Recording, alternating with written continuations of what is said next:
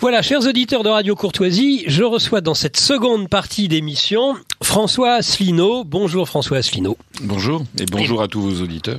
Et merci de nous faire l'honneur de votre présence aujourd'hui. Je sais que ça n'a pas été facile parce que, évidemment, la campagne, il reste plus que 4 semaines, c'est ça. On est pratiquement dans la dernière ligne droite. Vous avez pu commencer à éventuellement inscrire la liste en préfecture. Je crois que c'est autorisé. Peut-être que vous nous en parlerez un petit peu tout à l'heure. Alors, je vais pas vous présenter pour les auditeurs de Radio Courtoisie plusieurs fois dans des émissions, et cela fait depuis plusieurs années. Parce que sachez que vous avez beaucoup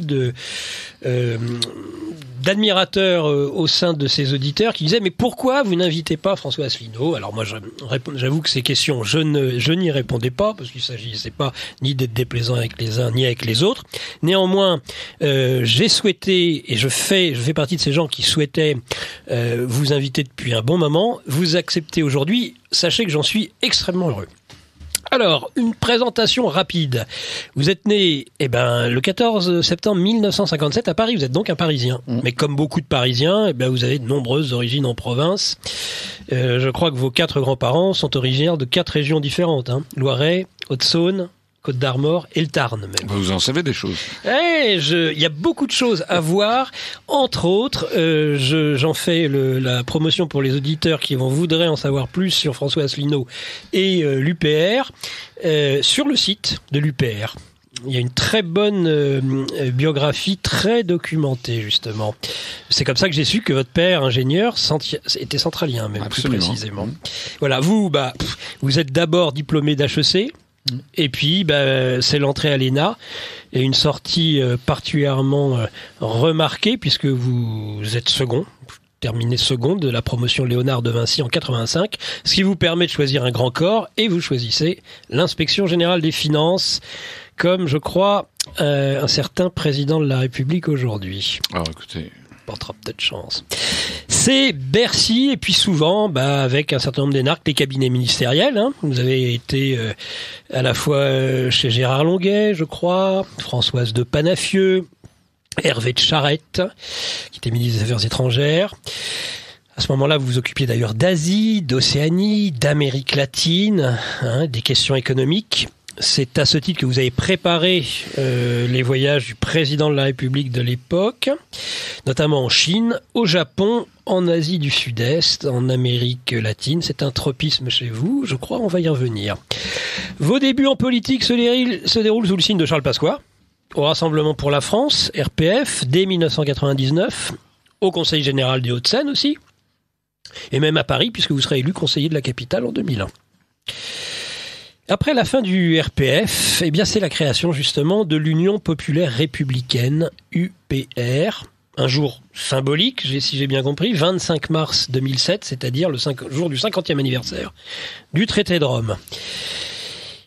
L'Union populaire républicaine dont le but essentiel, je vous cite, c'est sortir la France de l'Union européenne, mais aussi de l'euro. Et puis pour tous ceux gaullistes souverainistes, c'est important aussi de l'OTAN. Sereinement, dites-vous, unilatéralement, démocratiquement et conformément au droit international. Et de cela, depuis 2007, vous n'avez pas varié, ce qui est assez rare en politique pour le souligner. Triple rupture décisive, dites-vous, que l'UPR est le seul mouvement politique significatif à proposer encore sans ambiguïté depuis sa fondation jusqu'à aujourd'hui. C'est la clé pour redonner, dites-vous, du sens à notre démocratie et à la République, pour relancer l'économie, protéger nos acquis sociaux, dégager la France de l'empirisme qui l'a servi, de l'empire, dites-vous, et nous opposer aux dérives guerrières du choc des civilisations. Vous êtes au-delà du clivage droite-gauche, en tout cas vous voulez l'être. Et vous souhaitez d'abord, comme beaucoup d'entre nous, que la France recouvre sa pleine et entière souveraineté. Vous êtes marié et père de 2 enfants, et vous êtes un globe-trotteur, pourtant impénitent, qui s'est déjà rendu dans 85 pays du monde, sur les 5 continents, en particulier passionné d'Asie et d'Océanie. Vous avez vécu, je crois, au Japon, et vous parlez japonais. Qui peut traduire? Alors là, le japonais... Philippe Droite, non, c'est l'anglais en général. Ça veut dire oui, je ne parle qu'un tout petit peu, cependant. Voilà. D'accord. C'est déjà beaucoup. Pour passer un cap politique, vous n'avez pas hésité à vous présenter à l'élection présidentielle de 2017. Vous avez d'ailleurs obtenu vos parrainages, ce qui vous a permis de figurer à cette élection. Vous avez obtenu ces parrainages, entre autres, en vous appuyant sur, je dirais, votre premier instrument, j'ai presque envie de dire, arme de guerre politique que vous avez forgée au fil des années, c'est votre parti politique. Plus de 30 000 adhérents et plus de 26 ou 27 000, je crois, à jour de cotisation. Il faut le noter aussi. Le nombre plus de 36 000 adhérents. 36 000 aujourd'hui. Oui, et donc 35 000, 36 000 et puis effectivement 27 ou 28 000 à jour de cotisation. Oui, c'est beaucoup. Ce sera justement ma première question. J'avoue que je suis admiratif personnellement. Ayant essayé de créer un certain nombre de partis politiques, je ne suis jamais arrivé à 30 000 adhérents. Comment est-ce que vous avez fait pour créer un parti politique finalement aussi conséquent, alors que vous avez, c'est le moins qu'on puisse dire, été systématiquement boudé depuis l'origine par les grands médias, et même là, sur cette élection européenne, ça ne se dément pas. Alors d'abord, merci beaucoup pour cette présentation qui a le mérite d'être exacte. Ça veut dire que vous avez consacré du temps. Parce que assez souvent, comme ça, que je vais dans des médias, on me dit des choses, puis je dis, mais non, vous êtes trompé, vous dites n'importe quoi, etc. Donc ça, c'est exact. S'agissant du nombre d'adhérents, je regarde à l'instant même là, sur mon téléphone, on en est à 36 567 adhérents, qui sont des adhérents statutaires, c'est-à-dire tous les adhérents à un jour de cotisation, qui sont aux alentours de 27 000, et puis des adhérents qui ne sont plus à jour, mais qui regardent leur statut d'adhérent pendant encore 2 ans. Il faut avouer que lorsqu'on a un adhérent d'ailleurs qui nous verse 300 €, c'est-à-dire 10 fois une adhésion annuelle, on ne va pas lui chercher une oise s'il tarde un peu à faire son adhésion l'année suivante. Alors comment j'ai fait ? Écoutez, qu'est-ce que je pourrais vous dire ? Je pense que si l'UPR se développe et si actuellement on se développe très bien, c'est pour une raison, c'est un peu prétentieux ce que je vais dire, mais c'est quand même la vérité, je crois. C'est que nous avons les bonnes analyses. On dit la vérité. Et accessoirement, on est honnête. L'honnêteté, ça se mesure à quoi ? Ça se mesure d'abord à qui est à la tête d'un parti politique. Je trouve que les auditeurs devraient se poser cette question en conscience. Ce monsieur ou cette dame qui sont à la tête d'un parti politique, pourquoi est-ce qu'il fait ça ? Et est-ce que je peux avoir confiance en lui ? Moi, vous avez eu la gentillesse de rappeler mon parcours universitaire et académique. Je pourrais faire des choses très très différentes et gagner des sommes d'argent fabuleuses. Je rappelle que un de mes collègues de l'inspection générale des finances, qui a mon âge, Frédéric Oudéa, qui est à la tête de la Société Générale, gagne actuellement, c'est pas un secret puisque ça traîne dans les magazines économiques, quelque chose comme 260 ou 280 000 € net par mois. Non, je suis très très loin de gagner ça par an. Bon, je suis vraiment très très très très loin. Donc il y a, je pense, à l'origine, voir si un responsable politique est intéressé ou désintéressé. Pourquoi il fait ça ? Moi, je crois que même mes pires adversaires reconnaissent que je suis quelqu'un de désintéressé. La deuxième chose aussi, c'est est-ce que vous avez affaire à quelqu'un qui change d'avis comme de chemise, qui joue les caméléons, comme le font la plupart des responsables politiques, et qui font varier leur discours en fonction de tous les auditeurs, de tous les téléspectateurs, ou est-ce que c'est quelqu'un qui, comme on dit dans l'Église, à temps et à contre-temps, dit toujours la même chose et porte toujours la même chose. Et au bout du compte, je pense que la constance finit par payer. Même si, parfois, effectivement, ça n'est pas si facile que ça, lorsque il serait peut-être plus immédiatement profitable du point de vue électoral de dire autre chose. Par exemple, c'est vrai, je vois des gens qui disent « Ah, mais ça fait peur de dire aux gens qu'il faut sortir de l'euro ». Et moi, je dis « Mais je me fiche de dire aux gens que ça fasse peur, parce que les gens devraient avoir peur d'y rester ». Parce que moi, j'explique, et pas seulement moi, Vincent Brousseau, qui m'accompagne d'ailleurs aujourd'hui, qui a été, qui est quelqu'un multidiplômé, qui est normalien, qui est docteur en économie, docteur en mathématiques, qui a été 15 ans à la Banque Centrale Européenne. Lorsqu'il est parti là-bas, il était pro-européen, et au bout de 15 ans, il revient en tirant la sonnette d'alarme. Toutes les personnes qui s'intéressent de près à l'évolution de l'euro savent que cette monnaie, comme d'ailleurs toutes les monnaies plurinationales de l'histoire, va finir par exploser. Et le jour où ça va exploser, ça risque d'emporter les retraites, ça risque d'emporter le patrimoine des gens. Donc nous, on voit loin, on fait preuve de prémonition, on regarde les choses à l'avance. Et puis alors, il y a un troisième élément, c'est que, vous savez, il y a un dicton qui dit la vérité, le seul vrai atout de la vérité, c'est qu'elle dure. Lorsque j'ai dit en 2017, la dernière fois que j'ai été invité au moment de l'élection présidentielle en 2017, pour le débat qui avait lieu sur France 2, j'avais expliqué que tout nouveau président de la République, quel qu'il soit, sauf si c'était moi, puisque moi je proposais de sortir de l'Union européenne.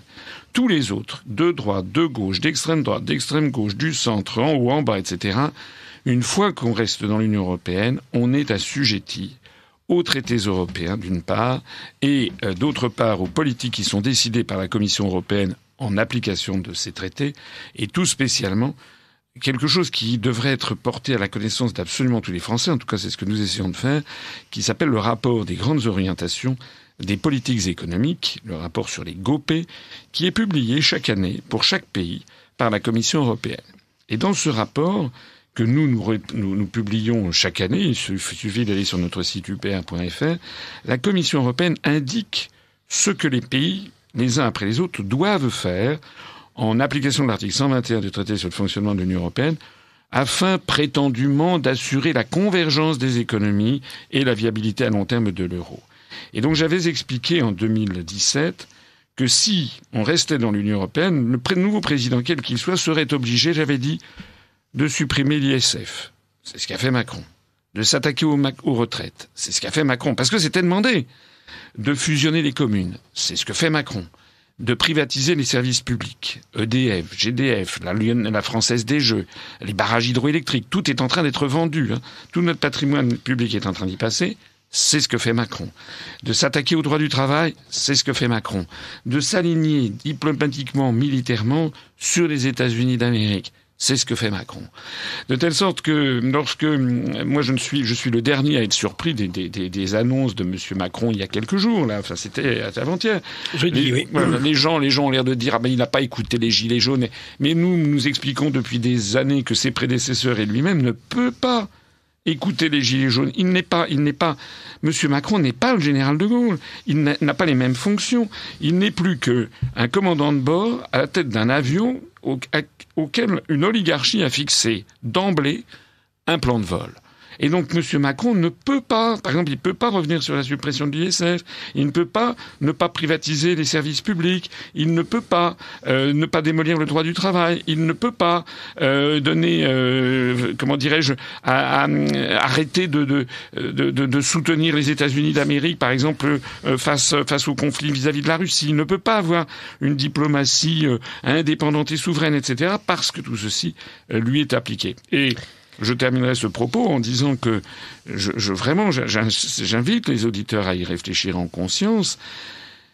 Ce qui est là avec Macron, on a l'impression désormais que, vous savez que Macron n'a pas été élu démocratiquement, il a en fait été promu médiatiquement, c'est pas la même chose.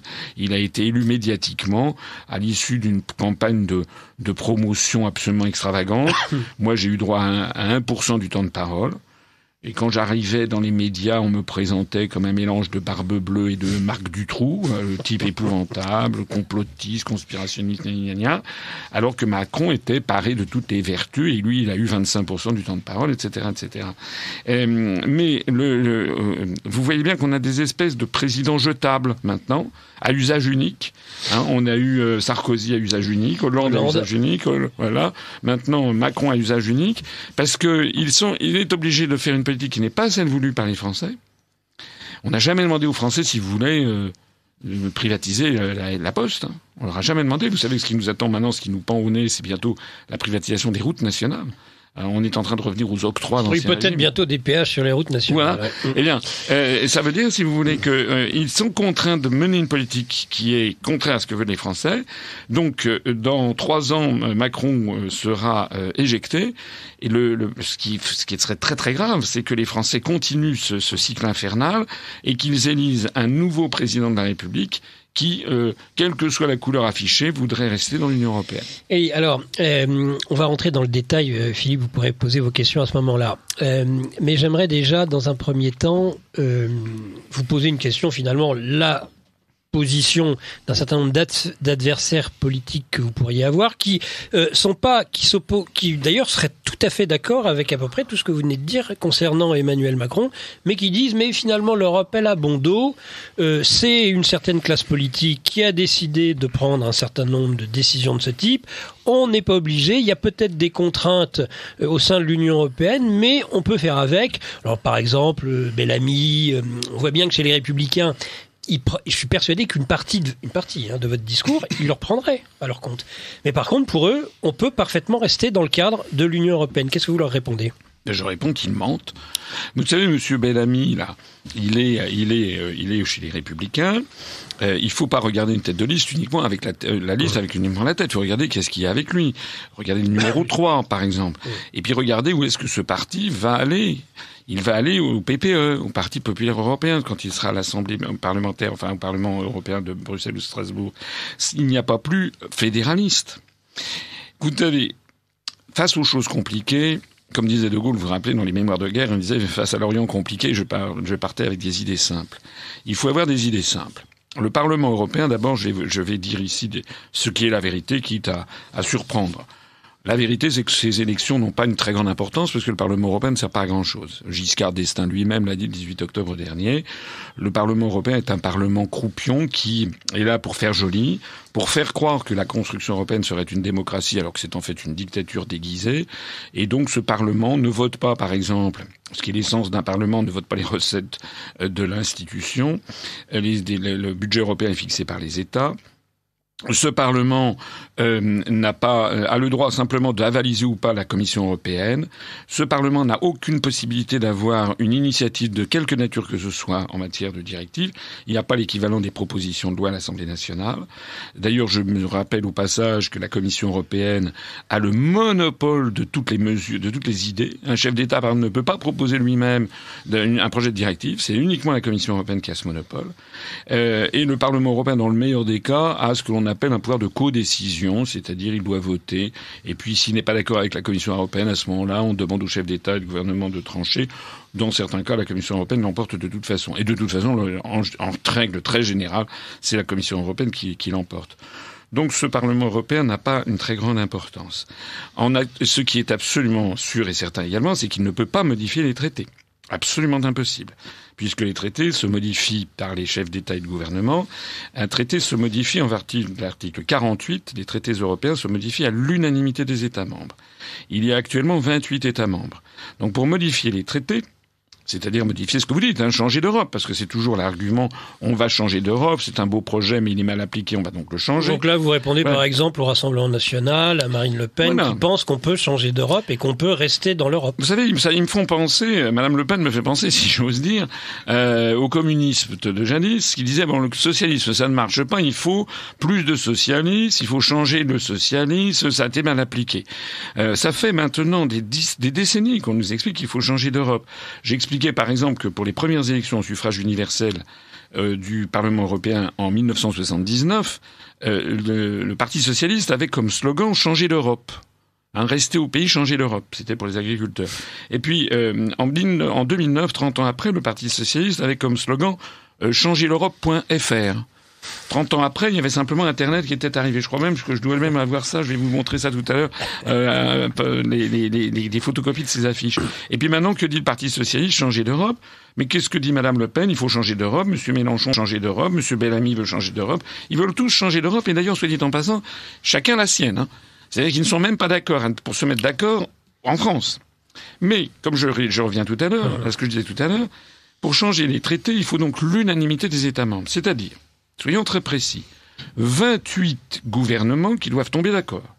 Et après, il faut les 28 ratifications. Par exemple, Maastricht, il y avait eu la signature, après il a fallu ratifier. Pareil pour le traité de Lisbonne. Donc ça veut dire qu'il faut 56 accords pour changer les traités. Et ce que proposent en fait les changeurs d'Europe, si j'ose dire, en France, ils proposent tous, peu ou prou, de changer l'Europe dans un sens qui va dans le sens de la France, bien sûr, évidemment. Mais ils ne répondent jamais à une question préalable. Et moi, je m'adresse à l'intelligence des gens. Je m'adresse ici à l'intelligence des gens qui écoutent Radio Courtoisie, qui est une radio un peu dissidente. Donc les auditeurs de Radio Courtoisie sont des gens qui souvent ont plus d'esprit critique qu'ailleurs. Absolument. Alors je m'adresse à eux. Avant de changer d'Europe, vous devriez vous poser la question, mais pourquoi l'Europe est-elle comme elle est ? Qu'est-ce qui s'est passé ? Quels sont les phénomènes qui se sont déroulés pour en arriver à la situation actuelle ? Première question. Et deuxième question, qu'est-ce qui vous assure que ces phénomènes ne se reproduiraient pas à l'identique si on voulait tout changer ? Ce qu'il faut savoir, c'est que la construction européenne c'est une idéologie qui veut, comme la construction du socialisme avec laquelle elle a certains points communs, il s'agit de bâtir une utopie sur Terre. La construction européenne veut, contre vents et marées, faire naître une entité dont on ne sait d'ailleurs pas très bien ce que c'est, comme la construction du socialisme. Vous savez, en 1930 ou 1933, la Pravda avait dit qu'on atteindrait le stade du communisme en 1950. En 1956, les soviétiques ont dit à Khrouchtchev, bon alors on n'y est pas. Donc Khrouchtchev a dit non, ça sera en 1980. Et puis en 1983, les soviétiques avaient dit mais alors quand est-ce que ça va venir ? Et à ce moment-là, Andropov avait dit oh là là, ce sont des phénomènes complexes. Bon. C'est-à-dire qu'ils avaient reporté, vous savez, c'est un peu comme le climat. Oui, c'était les jours, l'horizon, les horizons glorieux du communisme. Et l'horizon a une particularité, c'est que plus vous allez vers l'horizon, plus il s'éloigne de vous. Eh bien, la construction européenne, c'est la même chose. On ne sait pas ce que l'on veut. Quand est-ce qu'on dira aux Français et aux Européens, c'est terminé, le truc est fait, on peut entrer dans la maison. Ça fait maintenant 62 ans depuis le traité de Rome que l'on construit ce que finalement on ne sait pas très bien. Et alors, depuis 62 ans, il s'est passé quoi ? Eh bien, il s'est passé qu'il y a eu des ministres plénipotentiaires, des négociateurs, d'abord de 6 États, l'Europe des 6, puis 9 à partir de 73 lorsque se sont agglomérés le Royaume-Uni, l'Irlande et le Danemark, puis 10 à partir de 1981 lorsque la Grèce est entrée, puis 12 en 86 avec l'entrée de l'Espagne et du Portugal, puis 15 en 95 avec l'entrée de la Finlande, de l'Autriche et de la Suède, puis on est passé de 15 à 25 avec l'entrée des 10 pays de l'Est et de la Méditerranée en 2005, et puis à 27 avec l'entrée de la Bulgarie et de la Roumanie en 2007, et puis 28 avec l'entrée de la Croatie en 2013, en attendant la suite, la Bosnie-Herzégovine, la Serbie, il y a même des pays comme la Géorgie ou l'Azerbaïdjan qui voudraient y entrer, etc., etc. Alors, ce qu'il faut savoir, c'est qu'à chaque fois, tout au long des années, quand on agglomère des États dont les intérêts nationaux sont divergents et souvent opposés. Ils n'ont pas la même langue, ils n'ont pas la même religion, ils n'ont pas les mêmes traditions politiques, les mêmes traditions syndicales, ils n'ont pas le même tissu économique, ils n'ont pas le même type d'agriculture, ils n'ont pas les mêmes contraintes géographiques, la même géopolitique, ils n'ont pas la même anthropologie sociale, comme dirait Emmanuel Todd. Eh bien, on met tous ces États et on les force à s'entendre. Eh bien, comme on les force à s'entendre, il faut céder. Chaque État doit céder. Or, la France est minorisée, et désormais, depuis l'élargissement à l'Est, elle est totalement minorisée, dans toute une série de points qui nous sont chers à nous collectivement. Vous savez, les Français, c'est un peuple anthropologiquement égalitariste, c'est un peuple qui a besoin d'un État fort et puissant qui assure la justice sociale. Ça remonte pas à la Libération, ça remonte à Saint-Louis sous son chêne. Donc les Français conçoivent les Français conçoivent le chef d'État comme quelqu'un de très important. Et en ce moment, beaucoup de Français ont mal à la France parce qu'ils ont bien compris que Macron, c'est une marionnette, c'est zéro. C'est pareil, c'est à peu près pareil pour Hollande. Les Français, ils ont besoin d'un chef d'État qui soit un vrai chef d'État, qui ait un peu un côté bon père de famille, qui sache prendre des décisions. Si Macron... Vous auriez été d'accord avec Henri Guénaud qui parlait du retour de l'autorité de l'État et de sa nécessité. Mais ce qu'il fallait faire, moi, si j'avais été à la place de Macron, mais d'abord, il n'y aurait pas eu les gilets jaunes, je peux vous dire, parce que j'aurais mené une politique en faveur de ce que veulent les Français. Mais ce qu'aurait dû faire un chef d'État, il aurait dû prendre la parole, ça aurait dû durer 6 minutes 30. Il aurait dû j'ai décidé ça et ça, vive la République, vive la France. Là, quand il est entré en fonction, on nous avait expliqué, vous savez, Moi, je trouve qu'on voit plus souvent Macron à la télévision française que Kim Jong-un à la télévision nord-coréenne. Bon. Il y a une dérive actuelle. On ne voit que ça. On ne sait même pas d'ailleurs si c'est comptabilisé. Enfin, on est sûr que c'est pas comptabilisé dans les. Non, le CSA a clairement dit on ne comptera pas la parole présidentielle. Rappelez-vous, quand il avait pris ses fonctions, il y avait eu toute une propagande incroyable où on avait dit c'est Jupiter qui est arrivé à l'Élysée. Enfin, c'est incroyable. On disait, voilà, c'est Jupiter, c'est le maître du temps, le maître des horloges. Paraît-il que sa parole allait être rare, et puis que tous les 3 mois, on allait avoir d'un seul coup une espèce de coup de tonnerre, et puis des décisions, et tout le monde serait frappé. C'est comme ça que ça nous avait été présenté, j'ai pas rêvé. C'était, oui, dans l'ensemble des médias, même à l'étranger, dans l'ensemble du monde occidental. Résultat des courses, on a une espèce de diarrhée verbale absolument continuelle de quelqu'un. Regardez son truc, là. Son truc, au bout de 50 minutes, il avait toujours rien dit. En plus, moi, je parle quand même souvent en public. Je me rends compte que il faut utiliser des mots simples pour que les gens comprennent. Lui, en plus de ça, il utilise des mots emberlificotés, empoulés, pédants, prétentieux. Les gens comprennent pas ce que ça veut dire. En fait, il noie le poisson et ça se voit. Et ça se voit de plus en plus. Mais pourquoi il noie le poisson ? C'est parce que de toute façon, il sait intérieurement qu'il ne peut pas répondre à la demande. Il prétend être une démocratie, mais il ne peut pas avoir un référendum d'initiative citoyenne, comme il y a par exemple en Suisse, mais la Suisse n'est pas dans l'Union européenne. Voilà. On va avoir dans 2-3 minutes le professeur Olivier Tour-d'Affont, on va essayer de le joindre. Je pense que on est là sur cette partie où vous êtes indéniablement le plus convaincant. On pourrait poser la question de la sortie de l'euro. Je crois que Philippe a une question qu'il pourra poser à un moment donné. Je voulais quand même revenir à quelque chose qui, sur le coup, a dû vous faire grand plaisir, un petit peu comme ceux qui, en 2005, avaient bien entendu, c'était non à la Constitution européenne, et puis on a bien vu ce qu'il en est arrivé 2 ans après. Alors ça, j'avoue que j'en ai pas trop parlé avec Henri Guénaud, de la forfaiture de 2007, mais bon... en espérant qu'il ne se reproduise pas la même chose avec le Brexit. Je vous suis assez souvent, entre autres sur Internet, et je savais que vous aviez fort prévu d'aller à Londres pour fêter la sortie. Et puis, vous voyez, alors je dirais pas que la fête est reportée à une date, comme disait Muret, antérieure et non postérieure. Mais est-ce que ça fait pas réfléchir ? Mais qui va d'ailleurs dans votre sens quand vous dites quand on est dans l'Union européenne, c'est très difficile d'en sortir. La preuve, le Brexit qui tarde, même en Angleterre. Ce qui est difficile, ça n'est pas de sortir de l'Union européenne. Parce que le 29 mars dernier, tout était prévu pour que nous, on avait organisé une grande fête à Londres. On a d'ailleurs eu 650 Français qui ont fait le voyage.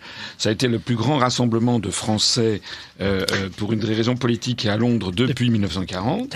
On en était contents.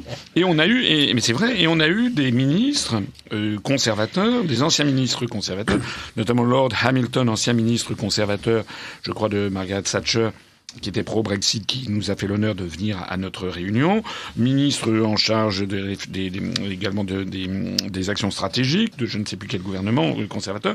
On a eu une ancienne ministre des Sports au gouvernement travailliste qui était pro-Brexit. On a eu des syndicalistes pro-Brexit. On a eu le leader à l'intérieur du Labour, du Parti travailliste en faveur du Brexit. Donc on avait quelque chose de transpartisan qui sont venus nous expliquer ce qui se passait.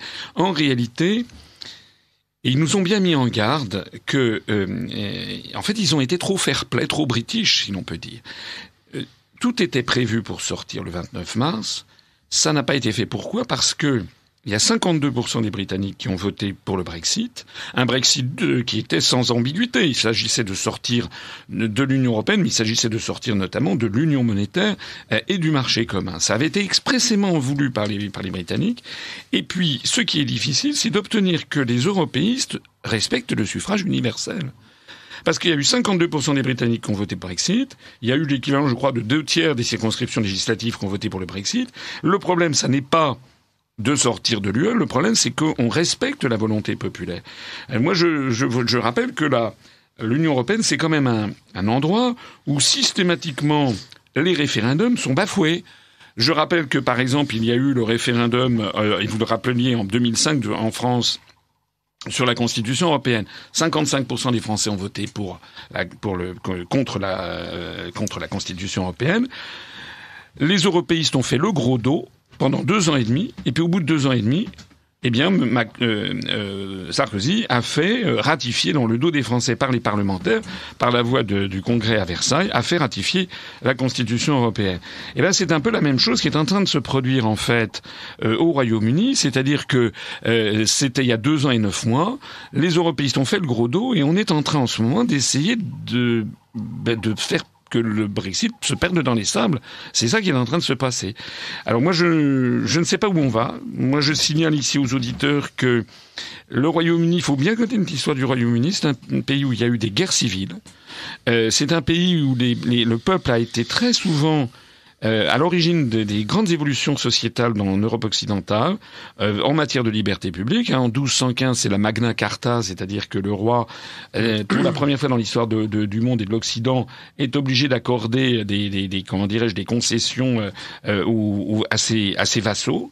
Les seigneurs arrivent à brider par un texte, la Magna Carta, la Grande Charte de 1215, le pouvoir du roi. Ensuite, un des épisodes qui est peu connu en France, c'est en 1642, à peu près au moment de la mort de Louis XIII, vous avez la Grande Remontrance. C'est quoi? C'est que vous avez le roi, je crois que c'est Charles Ier, qui est un papiste, qui est favorable donc au pouvoir de l'Église, du Saint-Siège. Or, les Britanniques, c'est un peuple insulaire, ils refusent la mainmise du continent sur eux, et la Grande Remontrance va être le début on va progressivement retirer au roi son pouvoir jusqu'à la situation actuelle. Vous savez où la reine d'Angleterre règne mais ne gouverne pas. Et moi, ce qui m'a frappé en allant au Royaume-Uni, c'est que les Brexiters sont dans un état de colère absolument noir. Et moi, je ne sais pas où on va. C'est peut-être pour ça, d'ailleurs, qu'ils n'osent pas faire un second référendum, ce qu'ils ont tendance à faire en permanence. Hein. Absolument. Le Danemark, par exemple, est un cas typique. Le Danemark, l'Irlande, vous n'êtes pas content, eh bien, absolument. Vous n'êtes pas d'accord, c'est pas grave. Dans 2 ans ou dans 5 ans, vous serez d'accord. Là, on sent quand même. D'ailleurs, je pense que un parti qui vous ressemble, le parti de Nigel Farage, qui lui-même a été vilipendé, qu'est-ce qu'on n'avait pas dit sur Nigel Farage, a gagné et d'ailleurs a été en effet, comme vous le dites, là, je crois que c'est autorisé, on peut employer cet anglicisme. C'est pas un anglicisme d'ailleurs. Fair play. Et il a quitté, hein, on croirait Cincinnatus, oui, Nigel Farage. Hein, il a gagné, il retourne, non lui à cultiver son champ, mais pas loin.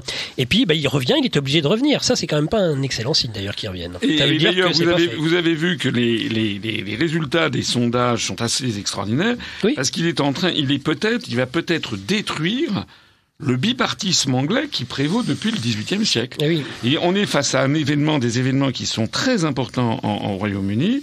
Moi, j'ai trouvé que les esprits étaient extrêmement échauffés parce que les Britanniques ne sont pas les Français et les Britanniques ne vont pas se laisser faire comme les Français en 2007. Bon, il est vrai que le référendum en 2005 avait été un peu différent puisque nous, c'était accepter la Constitution européenne ou pas, alors que là, il s'agissait d'un acte positif qui était de savoir s'il fallait ou non sortir de l'Union européenne. Mais effectivement, le problème, c'est un vrai problème de démocratie. Et vous avez raison de rappeler, il y a une litanie de référendums. Il y en a que l'on a oublié. La France en 2005, on en a parlé. 3 jours après, les Pays-Bas ont voté non. Ils l'ont eu quand même, comme les Français. Après ça, vous avez eu, au moment de la crise en Grèce, vous vous rappelez, Papandréou avait fait un référendum sur l'accord entre l'Union européenne, enfin la Troïka et la Grèce. Vous savez, pour mettre en œuvre ce programme, en fait, qui a pillé le patrimoine national des Grecs, qui a détruit les retraites. Enfin, la situation en Grèce est pire qu'avant maintenant. Hein, personne n'en parle. Mais les Grecs avaient voté non au plan entre la Grèce et la Troïka. Qu'est-ce qu'ont fait les Européistes? Ils ont fait partir Papandréou et ils ont appliqué quand même ce que les Grecs avaient refusé. Les Néerlandais, c'était en 2016, il y a eu un référendum sur l'accord entre l'Union européenne et l'Ukraine. Le peuple néerlandais a voté non, et donc ça bloquait l'accord, et on l'a eu quand même. Ils ont dit, non, on n'en tient pas compte. Et Bernard-Henri Lévy, qui est dans la lignée de ce mouvement, il a dit cette chose énorme, et ce qui est le plus énorme, c'est que finalement peu de gens y réagissent, même presque personne. Vous avez vu que Bernard-Henri Lévy, moi je me méfie toujours de ce qu'il dit, non pas parce que j'y porte du crédit, mais parce que c'est souvent annonciateur de ce que pense l'oligarchie. Il a dit, il va falloir de plus en plus ne plus tenir compte de certains votes. Oui, c'est ça la démocratie. Voilà. Donc on est dans une situation qui est extrêmement grave.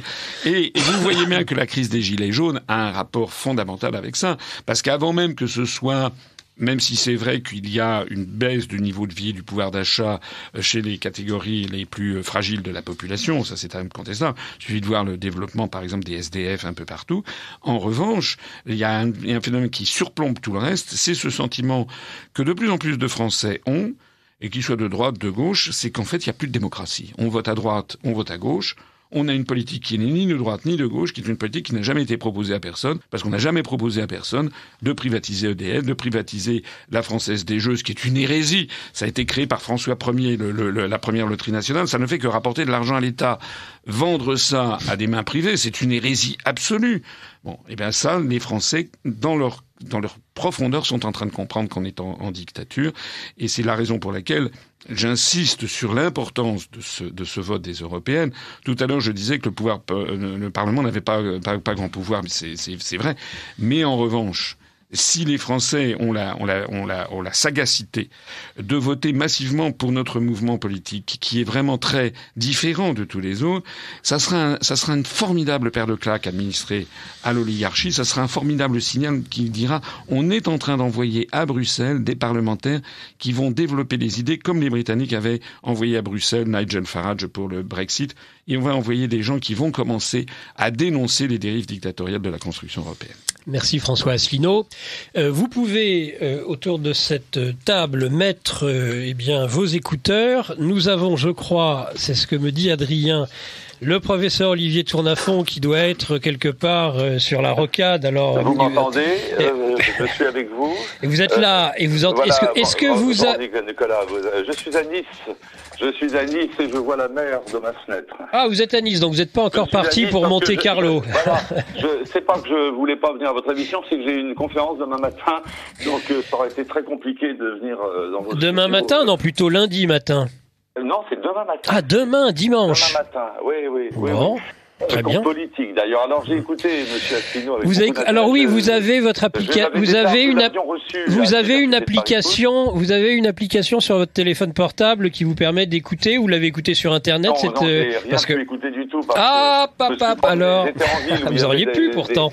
Il y a des beuglants qui vociféraient dans la rue. Mettez l'application de Radio Courtoisie. Vous avez bien un téléphone portable intelligent. Non, moi j'ai un téléphone portable qui fait que je peux téléphoner. Vous n'avez pas vous avez ce qu'on appelle un idiophone, vous n'avez pas un smartphone. D'accord. Non, rien de ça, j'ai un téléphone qui téléphone. Bon, alors, professeur Olivier Tournafont, je sais que vous avez étudié très attentivement et en effet, vous deviez être avec moi pour recevoir François Asselineau ce soir. Tant pis, c'est partie remise probablement. Oui, mais moi je voudrais préciser à M. Asselineau que nous avons été très contents de le retrouver à Paris 12, très intéressés. Donc Paris 12, vous êtes professeur d'université à Paris 12 pour les auditeurs. Oui. Et qu'il est bien sûr le bienvenu s'il veut organiser un autre débat plus approfondi avec plaisir, même si nous ne partagerons pas forcément toutes ses vues, mais c'est là tout l'intérêt justement du débat et de la. D'accord. Vous ne partagez pas toutes ses vues, en tout cas vous en partagez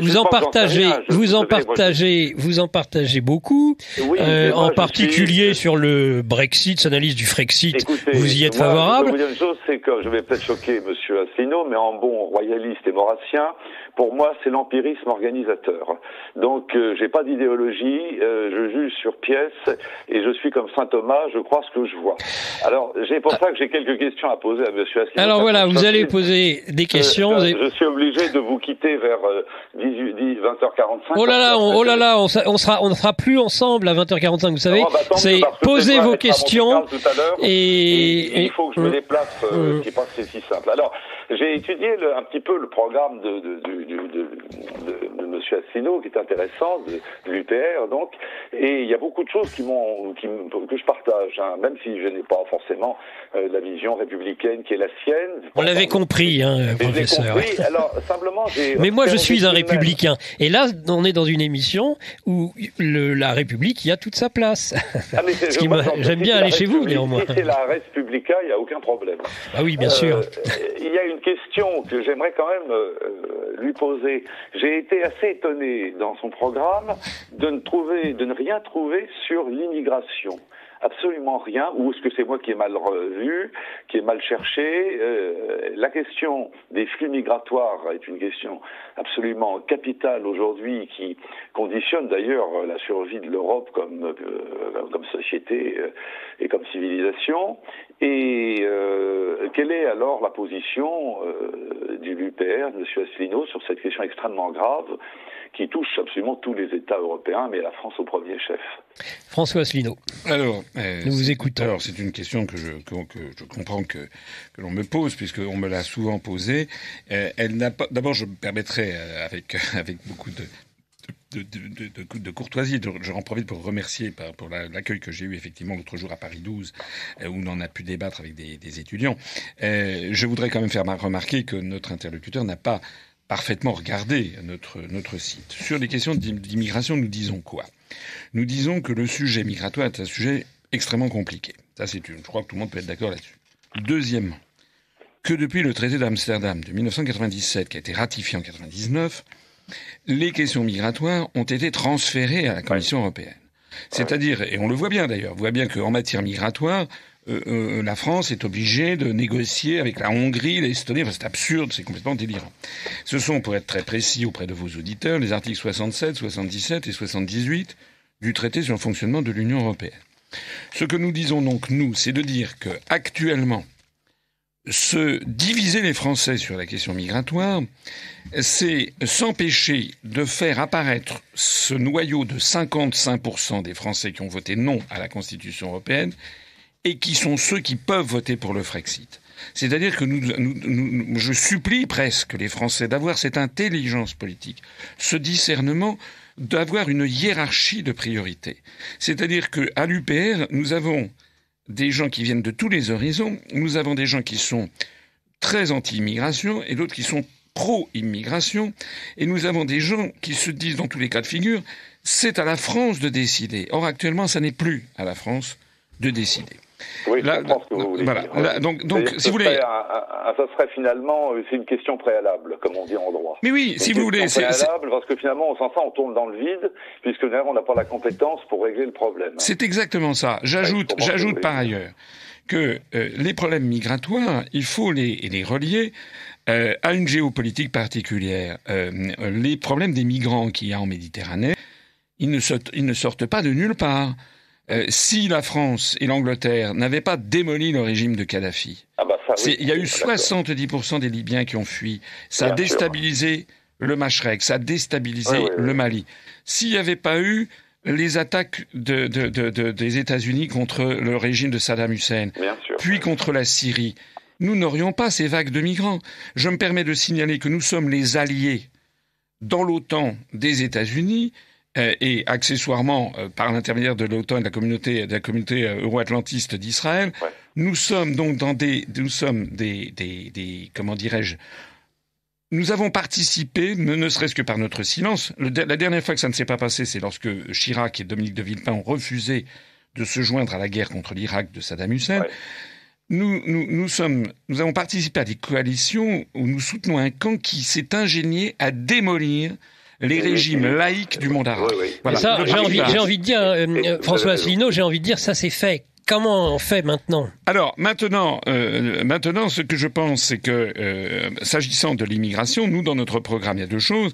J'ai été l'un de ceux, il me semble, qui a été le plus en pointe pour dénoncer la signature du pacte de Marrakech par Macron, qui est un véritable scandale, puisque il a même la représentation nationale présumée, c'est-à-dire les parlementaires, même eux n'ont pas été avertis, et que nous avons un pacte. Quand j'ai fait deux vidéos, il y a une vidéo où on en est à 520 000 vues, excusez du peu, et l'autre on en est à, je sais plus de quoi, 280 000 vues, parce que j'ai fait une vidéo qui de 1h20 où j'ai décortiqué article par article. Ce texte est un texte qui ne devrait pas avoir été ratifié. D'ailleurs, des États comme il y a 18 États dans le monde qui ont refusé de le ratifier, les États-Unis d'Amérique, la Pologne, la Hongrie, le Chili, Israël, ont refusé de le ratifier. Donc moi je dis dans notre programme par exemple, la première chose que nous faisons nous, si nous arrivons au pouvoir, on soumet ce pacte de Marrakech au référendum des Français. Est-ce que oui ou non ils sont d'accord? Deuxièmement, moi ce que je voudrais, c'est qu'on ait un grand débat sur les questions migratoires en France, assorti à la fin de toute une série de questions où on demande pour la première fois aux Français ce qu'ils veulent. Et une fois que les Français se seront prononcés, on peut quand même espérer que ça sera quand même un peu sacralisé, leur décision. Est-ce que oui ou non, ils veulent rester dans Schengen? Est-ce que oui ou non, ils veulent avoir une modification des rapports Nord-Sud?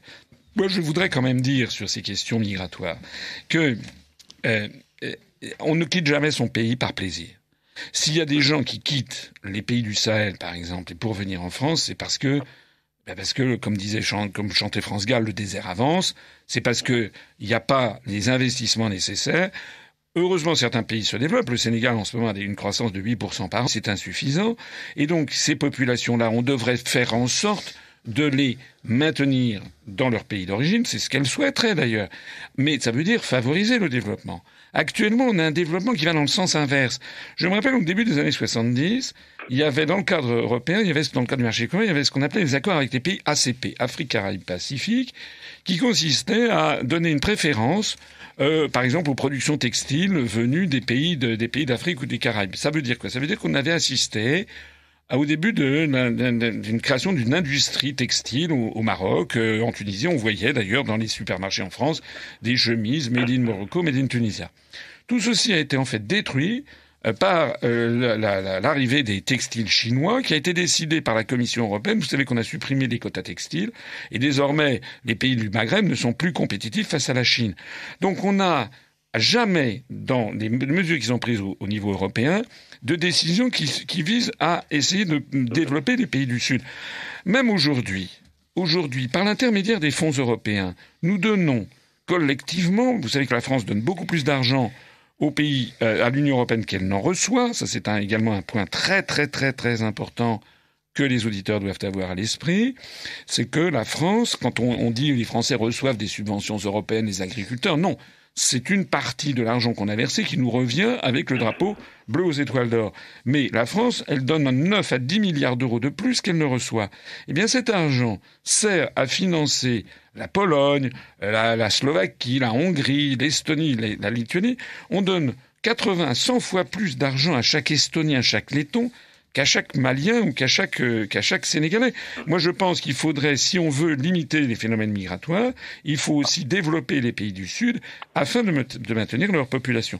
Ce qui n'exclut pas par ailleurs d'avoir, bien entendu, une politique de frontières nationale.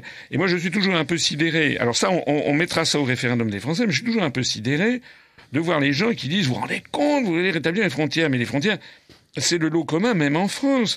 Les pays de Schengen ne représentent qu'une toute petite partie des 193 pays du monde, et tout le monde trouve tout naturel de présenter des papiers d'identité lorsque l'on va aujourd'hui même à Londres, ou bien à New York, ou bien à Moscou, à Tokyo, ou même à Marrakech. Donc en fait, il faut aussi sortir de cette affaire. D'ailleurs, on a un concept de frontière à géométrie variable. Je voyais l'autre jour au débat, vous savez, sur France 2, où j'étais invité, là, où il y avait cette pauvre Madame Loiseau qui expliquait les bienfaits de la construction européenne en exhibant un petit bocal de piment d'Espelette. Elle avait l'air absolument grotesque. Il y avait monsieur Lagarde, là, de l'UDI, et monsieur Glucksmann du Parti Socialiste, qui avaient eu l'un et l'autre la même idée qui consistait à exhiber un morceau du mur de Berlin. Je faillis leur demander si c'était un puzzle, si c'était le morceau, il l'avait coupé en deux. Mais en réalité, il disait plus de frontières. Et puis après, 30 minutes après, il disait il faut avoir des frontières avec les pays du Sud. Nous considérons qu'il n'y a aucune raison pour diaboliser le principe même des frontières, et que d'ailleurs la France a des frontières de tous azimuts avec la quasi-totalité des pays du monde en dehors de la zone Schengen. Alors messieurs, il faudrait, excusez-moi Olivier, il faudrait. Non mais oui, mais là, oui, mais à un moment donné, il faut peut-être que j'intervienne dans ce qui est mon émission. Donc je tenais à vous dire que là, il va rester 5 minutes. Donc je veux que vous parliez aussi de la dette. Donc je tiens à vous le dire pour que vous n'ayez pas la même surprise que frère Thierry en première partie d'émission. Décidément, j'insiste. Il faut aller un peu vite. Est-ce que les questions pourraient être courtes et les réponses tout autant, messieurs, s'il vous plaît? Oui, moi je veux bien poser on avance. Allez-y. Des questions courtes. Allez-y. Alors je voulais demander à Monsieur Asselineau quelle autre Europe il envisageait, mais ça va nous emmener trop loin, je pense.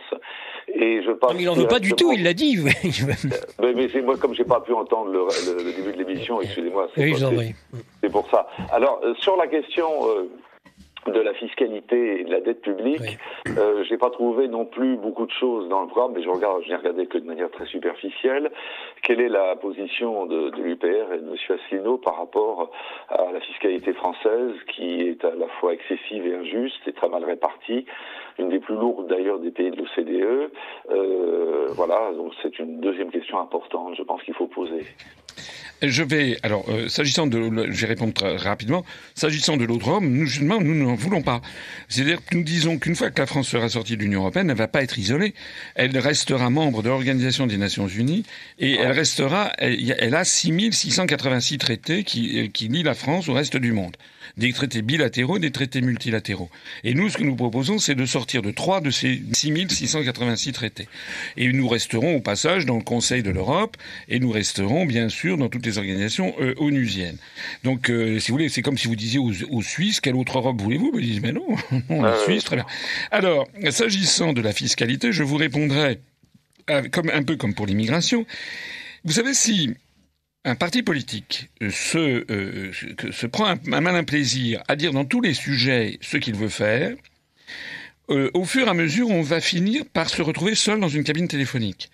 Les questions que vous posez, et que je comprends parce que souvent elles nous sont posées, témoignent, excusez-moi d'être un petit peu trop franc, mais témoignent d'une mauvaise perception, je pense, de la gravité de la situation. Est-ce que quelqu'un se serait permis en 1941 de dire à De Gaulle, oui, mais alors, attendez, avant de rejoindre la France libre, qu'est-ce que vous pensez de la fiscalité du patrimoine? De Gaulle aurait dit, écoutez, excusez-moi, c'est pas le sujet. Actuellement, et je pèse mes mots, la France est en train d'être détruite.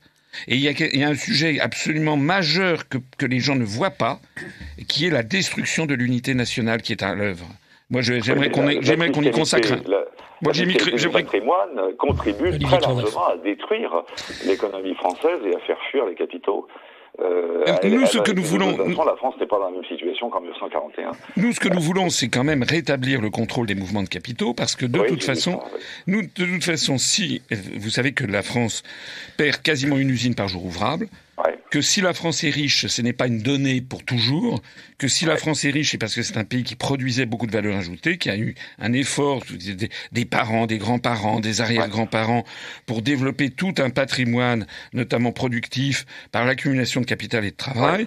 Eh bien, avec la libre circulation des mouvements de capitaux qui découle directement d'un article précis du traité de Maastricht, la France, comme d'ailleurs la plupart des pays de l'OCDE, est en train de se saigner aux quatre veines. L'élection de Trump aux États-Unis participe justement de ce réveil des classes moyennes et des blue et des white collars aux États-Unis qui se rendent compte que l'industrie américaine est en train de foutre le camp, comme l'industrie française a fichu le camp, est en train de ficher le camp en Chine, en Asie du Sud, en Asie du Sud, et j'en parle vraiment en connaissance de cause. Donc ce que nous disons par exemple, c'est qu'il faut arrêter l'hémorragie. Arrêter l'hémorragie, ça veut dire arrêter la libre circulation des mouvements de capitaux, dont je signale au passage d'ailleurs qu'il n'y a en fait une quarantaine de pays dans le monde sur 193 qui l'appliquent. Vous savez, actuellement les Chinois ont racheté 120 châteaux dans le viticole dans le Bordelais, des centaines d'hectares dans la Beauce. Ils rachètent maintenant des forêts de chênes, et puis il n'y a pas que les Chinois, il y a l'émir du Qatar a fait ses achats, il a acheté le PSG, il achète des hôtels particuliers à Paris, il a acheté, je crois, le Negresco à Cannes, etc.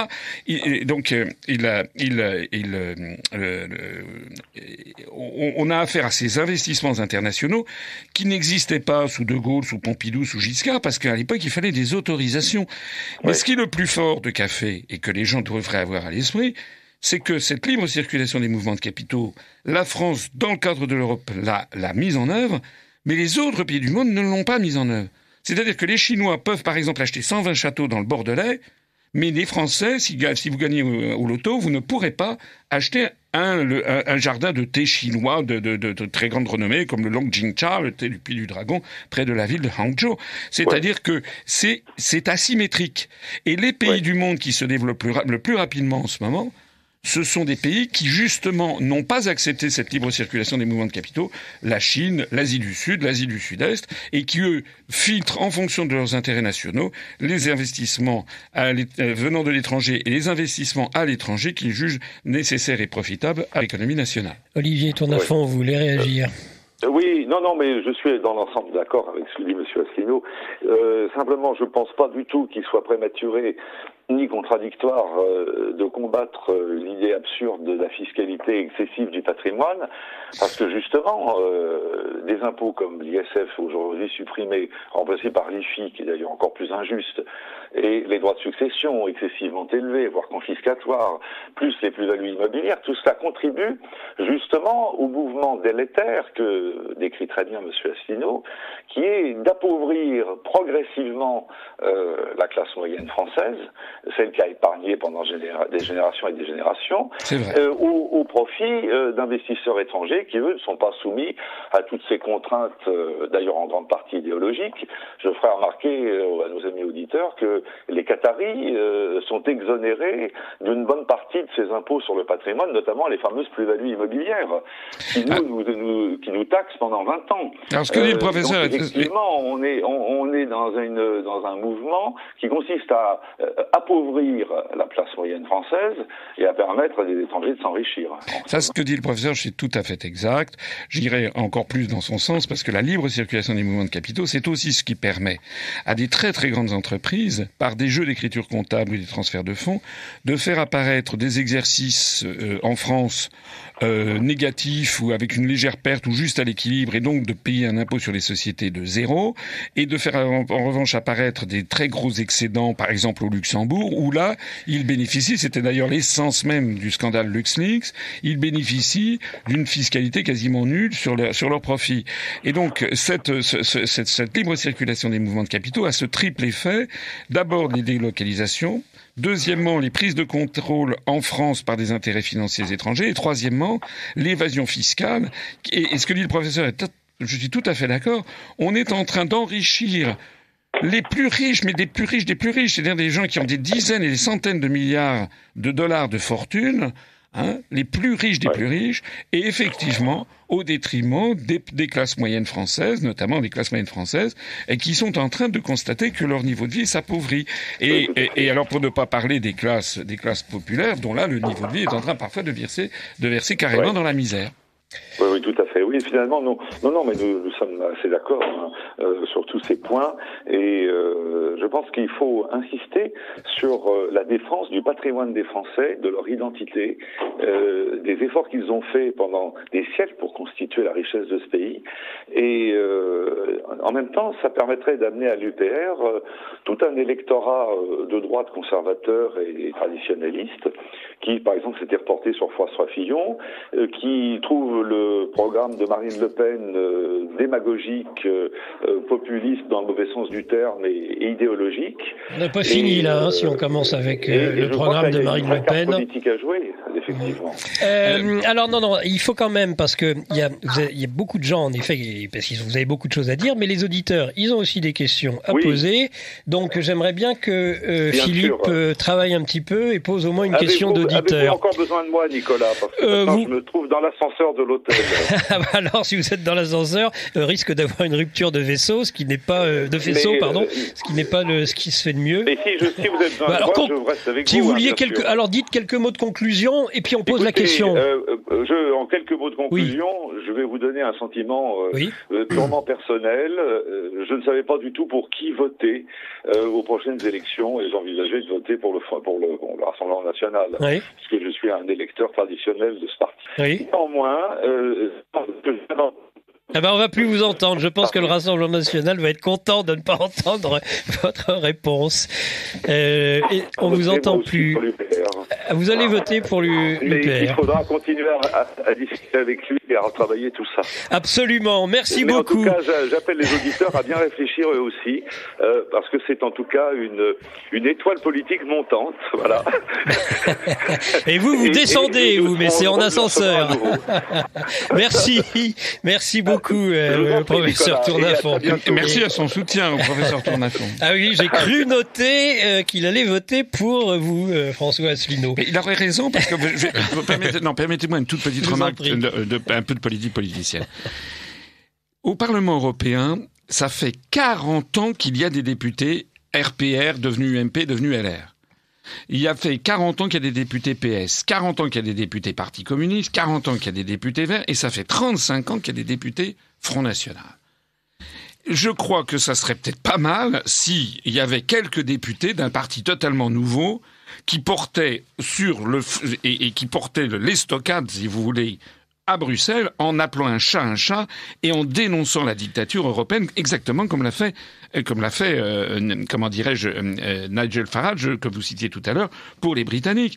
Nous, si on a quelques députés, ça va pas changer la planète, puisque je disais tout à l'heure que ces parlementaires, de toute façon, n'ont pas grand pouvoir. Mais si plutôt que le Front National, il a 15 députés, il en a 16 ou 17, ça changera strictement rien. Pareil pour les Républicains, pareil pour le PS. En revanche, si nous, on arrive avec ces élections, si on fait 7-8% et qu'on a 5 ou 6 députés, ça va déménager.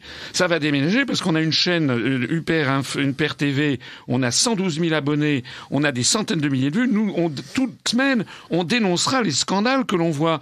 On dénoncera la prévarication, la corruption, les attaques contre la démocratie, les affaires comme le glyphosate, par exemple. Quand je pense que il y a des partisans de Madame Loiseau qui disent Macron est formidable, il est le leader de la lutte contre le glyphosate en Europe. Mais le résultat de l'Europe, c'est qu'on se ramasse encore 50 glyphosates parce que nous sommes liés avec des pays. Il faut l'unanimité là-dessus, on l'a pas eu.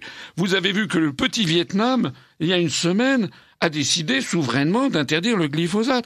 Nous allons informer le public de tout ça et on fera autant que de besoin, on dénoncera à la tribune la dictature qui est en marche. Je vous assure que ça va changer par rapport à l'existant. Merci François Asselineau. D'ailleurs, vous êtes extraordinaire parce que vous répondez aux questions des auditeurs avant même que je ne vous les pose, puisqu'il y avait un auditeur qui voulait savoir un petit peu votre point de vue sur certaines questions écologiques. Vous y avez déjà en partie répondu.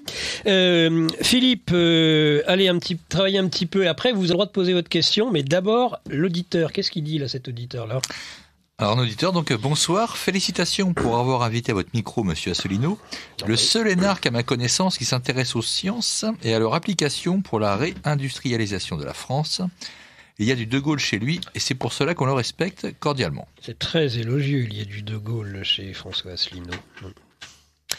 Vous aviez une question, vous vouliez, allez, c'est le moment. Oui, tout à l'heure. Vous avez une petite fenêtre de tir de 30 secondes pour poser une question. Monsieur Asselineau, tout à l'heure, donc vous êtes présenté un petit peu comme le loup-garou des médias mainstream. C'est le mot à la mode ce soir. Oui, alors les auditeurs nous rappellent qu'on peut parfrement le traduire et non, il n'y a aucune censure. Oui. C'est courant dominant ou tendance. Voilà. Merci, cher auditeur. Donc voilà, vous étiez un petit peu l'affreux à la télévision, etc. Alors, est-ce que le fait que le journaliste économique qui est très mainstream, François Langlais, devienne d'un seul coup anti-euro, c'est pas une victoire idéologique majeure quand même pour votre courant et les idées que vous représentez ? Écoutez, je vais vous dire quelque chose qui est vraiment vrai. Moi, je ne mens pas. Je connais suffisamment de gens, j'ai fréquenté les allées du pouvoir, je connais quand même pas mal d'économistes, ils tiennent un discours public et ils ont un discours privé. Et en fait, une des choses dont meurt la France, c'est de l'hypocrisie généralisée, de la langue de bois généralisée. Combien de ministres ou d'anciens ministres je connais qui me disent « En fait, c'est vous qui avez raison, mais on peut pas le dire. Oui, on n'aurait jamais dû faire l'élargissement, c'est beaucoup trop. » Et quand les gens me disent, des anciens ministres me disent « On n'aurait jamais dû faire l'élargissement au pays de l'Est », je leur réponds « Mais c'est qui on ?» Qui est la personne, qui est l'institution qui a décidé ça? Et qu'est-ce que l'on fait maintenant? Et parmi les économistes, les économistes sérieux, les spécialistes de la chose monétaire, de la question monétaire, ils savent très bien que l'euro risque d'exploser et que là, on risque d'avoir vraiment un festival.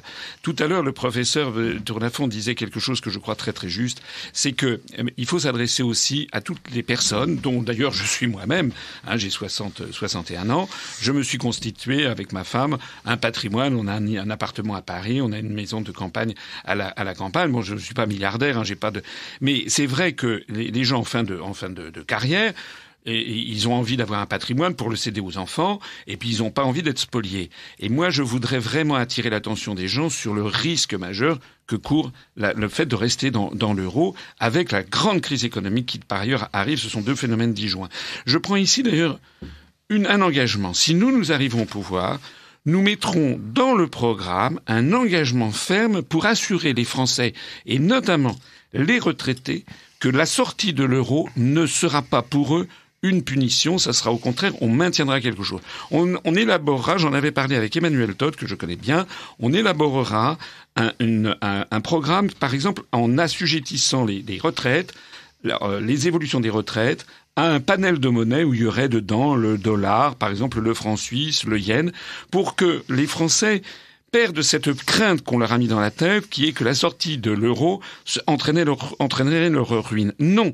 Actuellement, c'est l'euro, notre participation à l'euro qui entraîne la ruine. Vous avez vu d'ailleurs cette étude qui a été faite par un institut allemand. Allemand, il n'avait pas intérêt à le dire, puisque cet institut allemand économique a fait toute une étude sur l'évolution de l'euro. Il a conclu qu'au cours des 20 dernières années, les plus grands bénéficiaires de l'euro, ça a été les Allemands, et les principaux perdants, ça a été l'Italie et la France. Il a même chiffré que chaque Français, d'un point de vue macroéconomique, avait perdu 56 000 euros en 20 ans. Ça fait 233 euros par mois.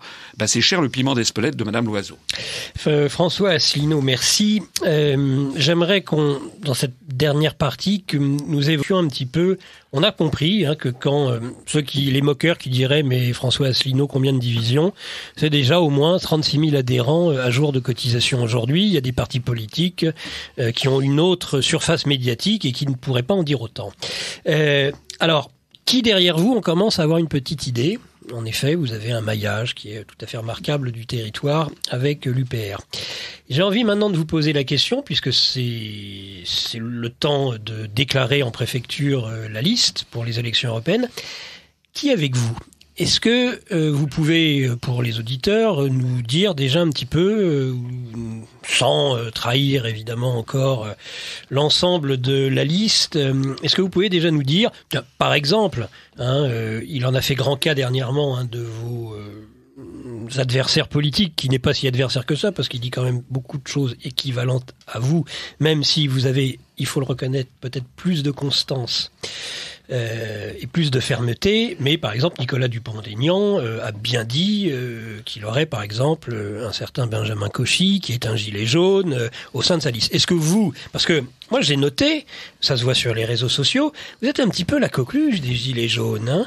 C'est d'ailleurs, il y a eu la divine surprise gilet jaune, il y a eu la divine surprise référendum d'initiative citoyen, et puis on a vu que nombre de gilets jaunes, alors peut-être aussi à nouveau parce qu'il y a cette constance, parce qu'il y a ce sentiment de quelqu'un qui dit enfin la vérité et qui est là uniquement pour les servir les Français.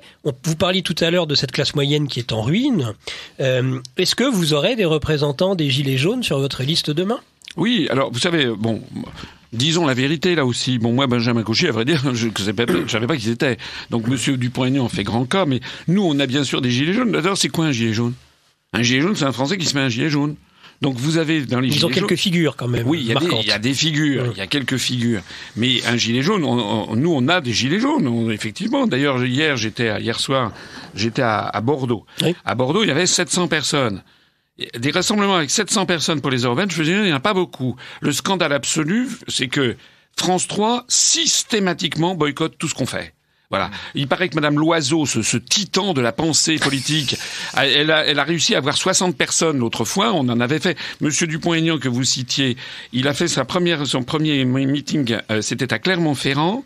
Il a eu droit à France 3 pendant 5 minutes, ce que je trouve normal d'ailleurs. Mais enfin, France 3 en a fait grand cas parce qu'il avait 200 personnes. Nous, c'était le jour même, à la même heure. Nous, on était à Strasbourg, à un jet de pierre, j'allais dire, un jet de grenade LBD du Parlement de Strasbourg. Nous, on a eu droit à 700. On a eu 700 personnes, on a eu 3,5 fois plus de monde que M. Dupont-Aignan. France 3 n'est pas venu. Voilà. Nous sommes systématiquement boycottés par les grands médias. Alors, les gilets jaunes, vous savez, il y a des étudiants, il y a des retraités, il y a des lycéens, il y a des chômeurs, il y a des agriculteurs, il y a des chefs d'entreprise, des artisans, etc. Il y a des gens de droite, de gauche, d'extrême droite, d'extrême gauche et les gilets jaunes. Nous, on a une liste qui est extrêmement diversifiée. Et une liste qui représente un peu ce que disait Malraux, vous savez, au début des années 60, en parlant du Parti gaulliste, il disait c'est le métro à 6 heures du soir. Nous avons eu le ralliement au cours des dernières semaines. C'est un ralliement symbolique vraiment de 2 responsables, qui n'étaient pas des responsables de tout premier plan, mais des responsables locaux, d'une part de France Insoumise, Madame Sylvie Eyvarts, qui était responsable de France Insoumise à Soissons, et qui a été candidate dans la 4e circonscription législative pour France Insoumise et qui a fini par dire ben non, en fait Mélenchon se moque de nous avec son système de plan B, etc. Et Madame Eyvarts a été convaincue par les analyses de l'UPR et il se trouve que quelques jours après, nous avons eu le ralliement de M. Quentin Bourgeois, qui, lui, est conseiller municipal de Saint-Omer dans le Pas-de-Calais et qui a été pendant plusieurs années membre du Front National et qui, voyant les évolutions du Front National et Madame Le Pen, qui d'ailleurs, sans demander l'avis de ses électeurs ni de ses adhérents, décide comme ça de passer par pertes et profits la sortie de l'Union européenne et de l'euro, comme si la souveraineté et l'indépendance nationale était un objet, était un détail d'un programme politique. Ben lui, il a claqué la porte du FN. Et il nous a rejoints. On a eu cette très belle, ce très beau symbole. On a fait un meeting à Marseille, enfin une grande réunion publique pour ne pas froisser les francophiles dont je fais partie.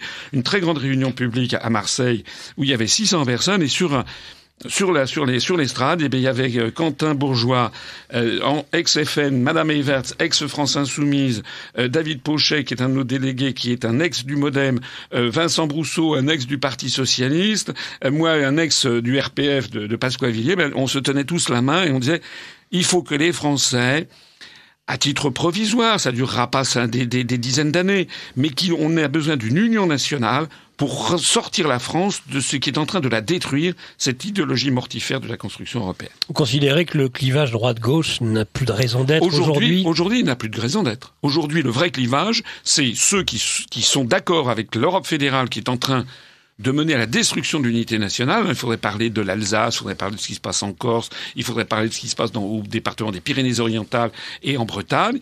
Donc, il y a les partisans de ça. Vous avez vu que M.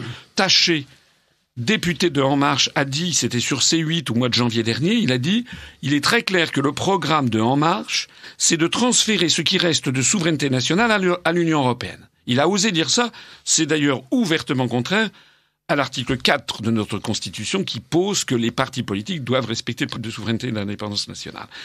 Alors ça, vous avez les partis comme ça qui sont tout à fait les fédéralistes européens. Vous avez l'UDI, vous avez En Marche, vous avez les socialistes et Place Publique, etc. Vous avez par ailleurs ceux que j'appellerais les eurosceptiques, les alter-européistes, ceux qui vous promettent que grâce à eux, ils vont arriver et puis ils vont changer l'Europe alors que ils n'auront jamais l'unanimité des 27 autres États, parce que les autres États voudront pas modifier les traités parce qu'ils voudront conserver les intérêts qu'ils y ont acquis. Rappelez-vous, par exemple, que M. Macron avait dit qu'il allait supprimer la directive des travailleurs détachés. Il n'a pas été capable de le faire, parce qu'il faut l'unanimité. Alors, parmi ces gens qui vous promettent la Lune à chaque fois, tous les 5 ans, ils vous promettent de changer d'Europe, vous avez maintenant le Rassemblement National, vous avez France Insoumise, vous avez les Républicains, vous avez EELV qui vous promet une Europe écologique, alors que les traités européens favorisent dans tous les domaines la consommation à outrance de la planète, une agriculture hyper productiviste, on fait fabriquer à 15 000 kilomètres ce qu'on devrait faire fabriquer à 500 mètres de chez soi, etc. Donc tout ça, ce sont ceux qu'on appelle les alter-européistes. Et puis il y a nous, on dit, on ne peut pas changer l'Europe. Si on reste dans l'Europe, on va assister à la destruction de notre niveau de vie, au pillage de notre patrimoine public et privé, et au bout du compte, à la destruction même de l'unité nationale. Regardez les schémas qui circulent, notamment les livres, vous savez, sur l'Europe les euro-régions. Et nous disons, il faut en adulte, on en tire la conclusion, il faut en sortir. Il y a une vie après l'Union européenne. Une vie après l'Union européenne, ce sera le mot de la fin. Merci beaucoup, François Asselineau.